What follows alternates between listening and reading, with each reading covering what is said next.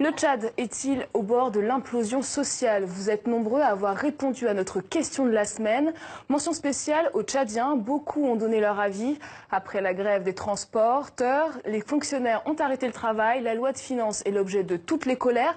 Pourquoi cette crise sociale inédite? On se penche sur vos réactions et questions avec Thomas Dietrich. Bonsoir. Bonsoir. Alors vous êtes écrivain, auteur des Enfants de Toumaï, spécialiste aussi du Tchad. Alors les fonctionnaires sont vent debout contre cette nouvelle loi de finances.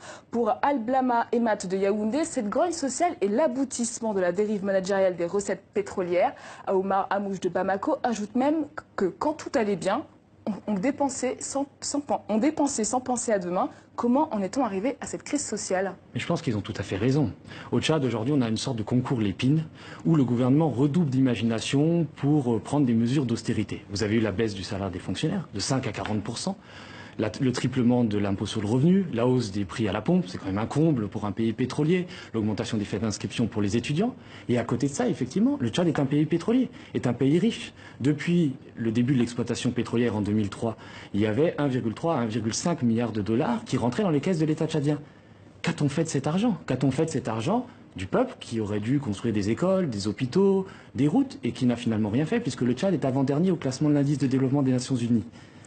Alors, je vous en prie. Oui, et on a peut-être un élément de réponse. Vous savez, il y a eu le scandale des Panama Papers qui a révélé que Idriss Déby et ses proches ont placé à l'étranger 10,7 milliards de dollars, ce qui est près des 2/3 des recettes pétrolières perçues en 15 ans. Donc c'est absolument scandaleux.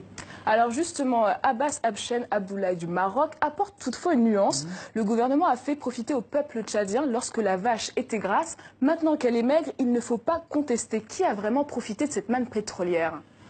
On le voit sur l'indice de développement humain, on le voit sur le développement qui n'a vraiment pas eu lieu. On promettait le Tchad de l'émergence, le Tchad du développement, et en réalité, le Tchad est resté scotché au bas-fond des classements de développement internationaux. Aujourd'hui, ce qui est très inquiétant, c'est qu'il y a les fonctionnaires tchadiens qui se retrouvent salaire payé au début du mois pour vivre tout le mois avec 10 000 francs CFA, 15 € pour vivre. Alors, qui en a profité de ces recettes pétrolières? C'est un régime.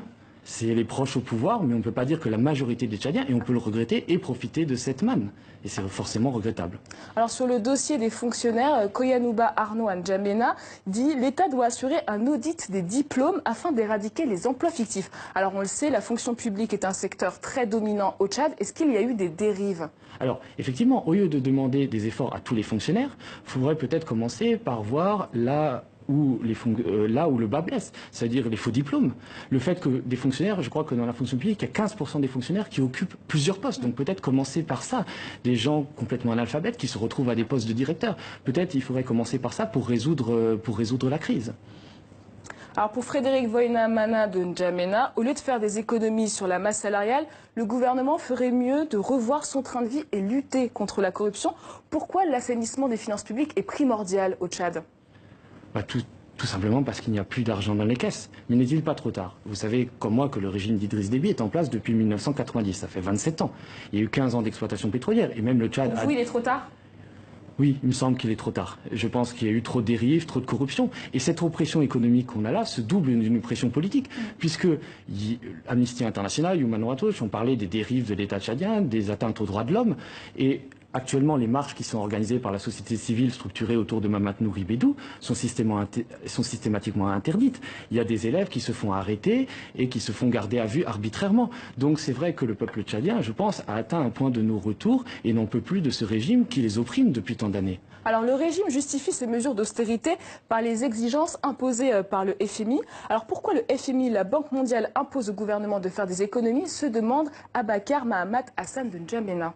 Moi, effectivement, je pense que c'est un problème de souveraineté. On ne doit pas laisser le FMI et la Banque mondiale décider à la place des Tchadiens des économies qu'il convient de faire.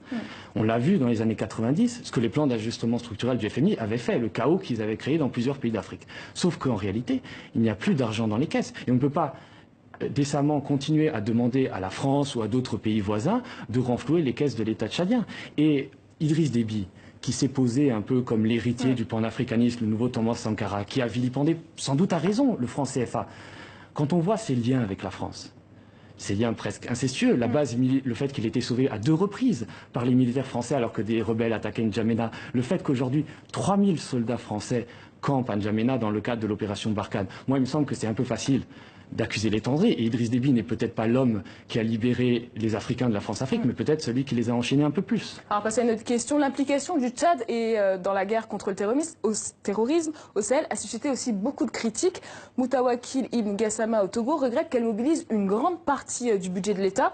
Souvent qualifié de gendarme du Sahel, le Tchad a-t-il les moyens de s'engager dans cette guerre ? Moi, je pense que non. On avait une formule à la fin du 19e siècle en France qui disait la Corrèze plutôt que le Zambèze. Et ben, je pense que c'est vrai. C'est-à-dire, il faut que déjà le gouvernement s'occupe des Tchadiens, mais le veut-il vraiment? Effectivement, on a parlé du Tchad comme gendarme de l'Afrique. On oublie souvent que certes, il y a eu des sacrifices, et des sacrifices tout à fait nobles des soldats tchadiens dans la guerre au Mali contre les djihadistes. Mais aussi le Tchad a été un facteur l'État tchadien a été un facteur de déstabilisation pour d'autres pays comme la Centrafrique, où il a été accusé de soutenir la Séléka, cette bande de mercenaires qui a semé le chaos en République centrafricaine à partir de 2012. Alors pour terminer, Patrice Moralbaye de SAR au Tchad, pour lui une chose est sûre, le gouvernement doit dialoguer avec les syndicats pour trouver une solution définitive à la crise. Est-ce que c'est l'unique solution selon vous pour sortir de cette crise aujourd'hui? Est-ce que ce gouvernement veut véritablement le dialogue? Peut-être, vous savez, je pense qu'à un moment, ce point de non-retour a été atteint, et peut-être faudrait-il songer à un changement de régime, peut-être un dialogue inclusif qui pourrait aboutir sur une transition démocratique, afin de régler justement ces problèmes économiques. Parce qu'on ne peut pas continuer avec un État prédateur qui pille les ressources des Tchadiens au lieu de participer à leur développement, le tout. Et on peut le regretter avec la complicité de la France. Alors il y a eu un léger remaniement ministériel, mais pour Laurent N'Djamena n'est pas convaincu, on peut changer 1000 fois les ministres, rien ne va marcher. Quelle a été l'efficacité de ces nombreux remaniements? Alors Idriss Déby est un peu un monomaniaque du remaniement puisqu'il en fait 5 ou 6 par an. Alors là, il a eu un remaniement la semaine dernière, il a ramené donc le ministre de la Sécurité publique, l'éternel Ahmad Bachir, qui est réputé pour la brutalité de ses méthodes et qui a été ramené justement qui a été ramené justement pour réprimer les manifestations qui sont organisées par la société civile. Il y aura une grande marche jeudi prochain qui a été baptisée le jeudi de la colère. Merci beaucoup Thomas Dietrich pour votre analyse.